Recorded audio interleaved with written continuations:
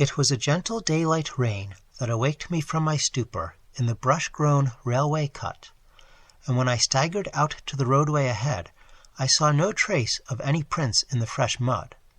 The fishy odor, too, was gone. Innsmouth's ruined roofs and toppling steeples loomed up grayly toward the southeast, but not a living creature did I spy in all the desolate salt marshes around. My watch was still going, and it told me that the hour was past noon. The reality of what I had been through was highly uncertain in my mind, but I felt that something hideous lay in the background. I must get away from evil-shadowed Innsmouth, and accordingly I began to test my cramped, wearied powers of locomotion. Despite weakness, hunger, horror, and bewilderment, I found myself, after a long time, able to walk. So started slowly along the muddy road to Rowley. Before evening I was in the village, getting a meal and providing myself with presentable clothes.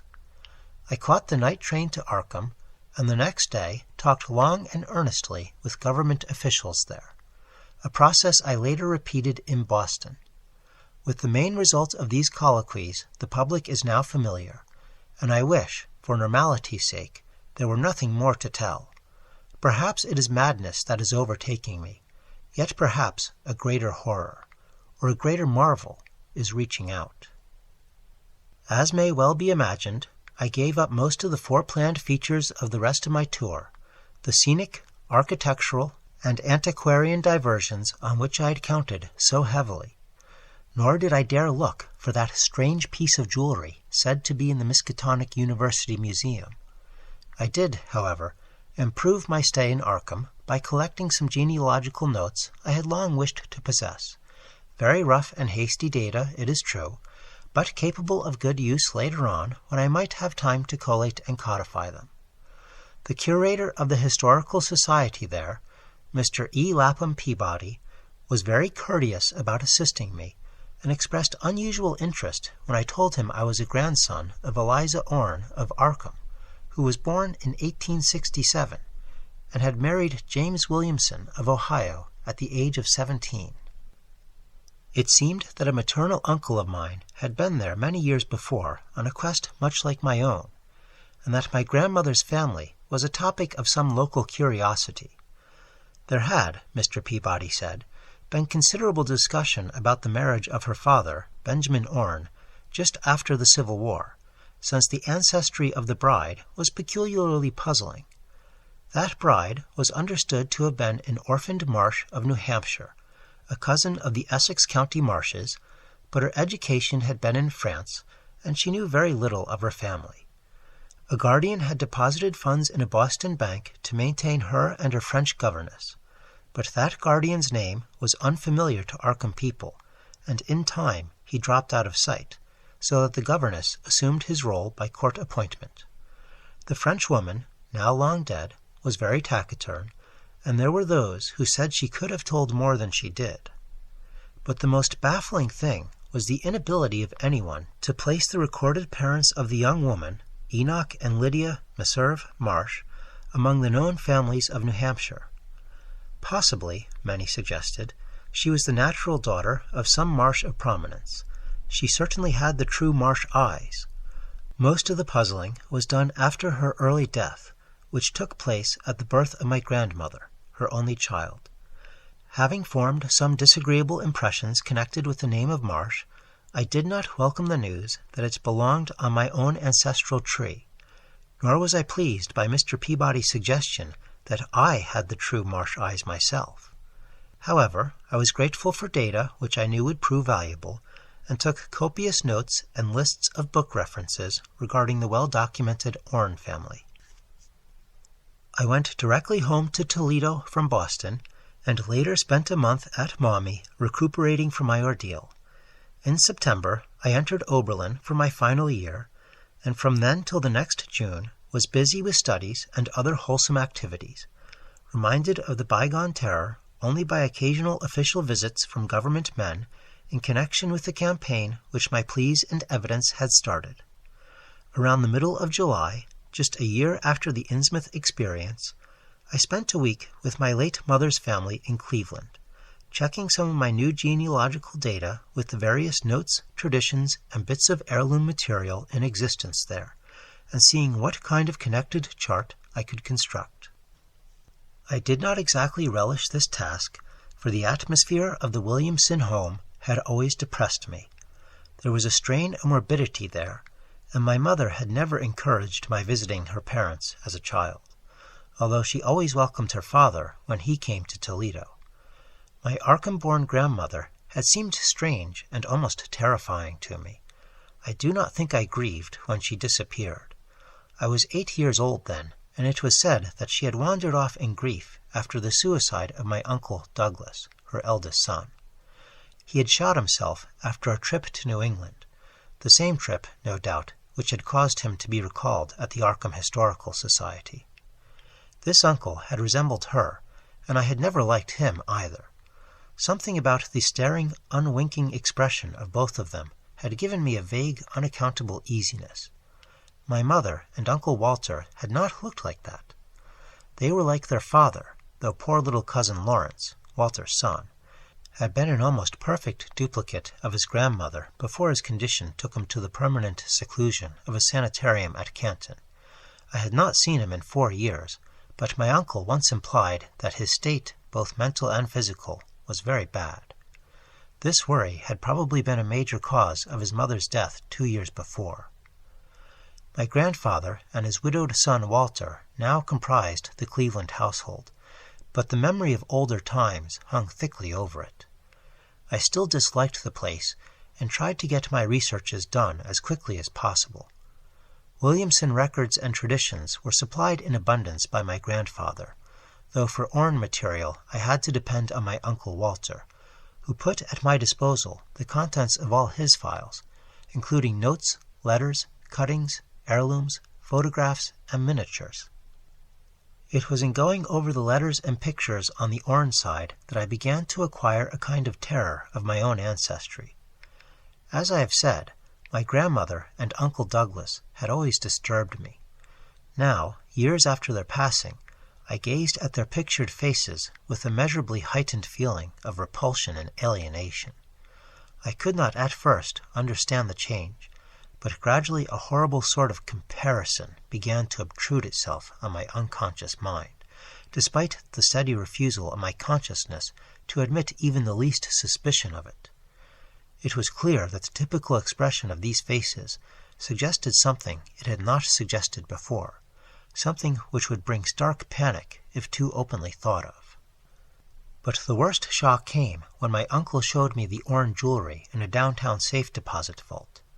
Some of the items were delicate and inspiring enough, but there was one box of strange old pieces descended from my mysterious great-grandmother, which my uncle was almost reluctant to produce. They were, he said, of very grotesque and almost repulsive design, and had never, to his knowledge, been publicly worn, though my grandmother used to enjoy looking at them. Vague legends of bad luck clustered around them, and my great-grandmother's French governess had said they ought not to be worn in New England, though it would be quite safe to wear them in Europe. As my uncle began slowly and grudgingly to unwrap the things, he urged me not to be shocked by the strangeness and frequent hideousness of the designs. Artists and archaeologists who had seen them pronounced the workmanship superlatively and exotically exquisite, though no one seemed able to define their exact material or assign them to any specific art tradition. There were 2 armlets, a tiara, and a kind of pectoral, the latter having in high relief certain figures of almost unbearable extravagance. During this description I had kept a tight rein on my emotions, but my face must have betrayed my mounting fears. My uncle looked concerned, and paused in his unwrapping to study my countenance. I motioned to him to continue, which he did with renewed signs of reluctance. He seemed to expect some demonstration when the first piece, the tiara, became visible, but I doubt if he expected quite what actually happened. I did not expect it either, for I thought I was thoroughly forewarned regarding what the jewelry would turn out to be. What I did was to faint silently away, just as I had done in that briar-choked railway cut a year before. From that day on, my life has been a nightmare of brooding and apprehension, nor do I know how much is hideous truth and how much madness. My great-grandmother had been a Marsh of unknown source, whose husband lived in Arkham, and did not old Zadok say that the daughter of Obed Marsh, by a monstrous mother, was married to an Arkham man through a trick? What was it the ancient toper had muttered about the likeness of my eyes to Captain Obed's? In Arkham, too, the curator had told me I had the true Marsh eyes. Was Obed Marsh my own great-great-grandfather? Who, or what, then, was my great-great-grandmother? But perhaps this was all madness. Those white gold ornaments might easily have been bought from some Innsmouth sailor by the father of my great-grandmother, whoever he was. And that look in the staring-eyed faces of my grandmother and self-slain uncle might be sheer fancy on my part. Sheer fancy, bolstered up by the Innsmouth shadow, which had so darkly colored my imagination. But why had my uncle killed himself after an ancestral quest in New England? For more than 2 years I fought off these reflections with partial success. My father secured me a place in an insurance office, and I buried myself in routine as deeply as possible. In the winter of 1930-31, however, the dreams began. They were very sparse and insidious at first, but increased in frequency and vividness as the weeks went by. Great watery spaces opened out before me, and I seemed to wander through titanic sunken porticos and labyrinths of weedy cyclopean walls, with grotesque fishes as my companions. Then the other shapes began to appear, filling me with nameless horror the moment I awoke. But during the dreams they did not horrify me at all. I was one with them, wearing their unhuman trappings, treading their aqueous ways, and praying monstrously at their evil sea-bottom temples. There was much more than I could remember, but even what I did remember each morning would be enough to stamp me as a madman or a genius, if ever I dared write it down. Some frightful influence, I felt, was seeking gradually to drag me out of the sane world of wholesome life into unnameable abysses of blackness and alienage, and the process told heavily on me. My health and appearance grew steadily worse, till finally I was forced to give up my position and adopt the static, secluded life of an invalid. Some odd nervous affliction had me in its grip, and I found myself at times almost unable to shut my eyes. It was then that I began to study the mirror with mounting alarm. The slow ravages of disease are not pleasant to watch, but in my case there was something subtler and more puzzling in the background. My father seemed to notice it too, for he began looking at me curiously and almost affrightedly. What was taking place in me? Could it be that I was coming to resemble my grandmother and Uncle Douglas? One night I had a frightful dream in which I met my grandmother under the sea. She lived in a phosphorescent palace of many terraces, with gardens of strange leprous corals and grotesque brachiate efflorescences, and welcomed me with a warmth that may have been sardonic. She had changed, as those who take to the water change, and told me she had never died. Instead, she had gone to a spot her dead son had learned about, and had leaped to a realm whose wonders, destined for him as well, he had spurned with a smoking pistol. This was to be my realm, too. I could not escape it.